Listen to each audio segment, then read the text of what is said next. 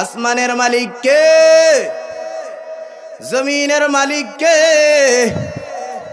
এই জমিনের মধ্যে আমরা যা কিছু দেখি সব কিছু বানানেওয়ালা কে?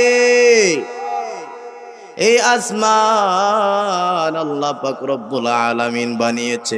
কোনো খুঁটি আছে? কোনো খুঁটি আছে? দেশের সরকার একটা বিশাল বড় কি বানাইছে? ব্রিজ বানাইছে। বানাইছে নি? নিচে পিলার আছে, খুঁটি আছে, তারপরেও ভয় কখন বড় জাহাজ আইসা ধাক্কা দেয়। কখন আইসা ধাক্কা দেয়, ভয়। টাকাওয়ালা, ক্ষমতাওয়ালা বিশাল বড় বিল্ডিং বানাইছে, এত শক্ত করে যেন না ভেঙে যায়। ঠিক না বেঠিক? ভয়, যদি ভূমিকম্প হয় তাহলে আমার ঘর আর থাকবে? এই জন্য আরো শক্তিশালী রড, দুইটার জায়গায় ছয়টা। কি করে? একটু শক্তিশালী করার।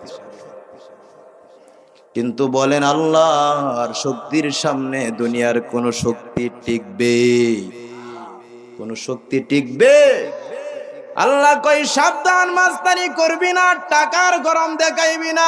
এ নাফরমান, আমার দেওয়া মাটি, আমার দেওয়া এই মাটি দিয়াই সব কিছু বানাইয়া তুমি একটা বিল্ডিং বানাইছো।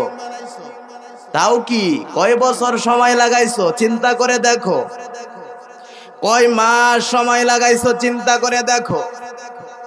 আল্লাহ কই সাবধান,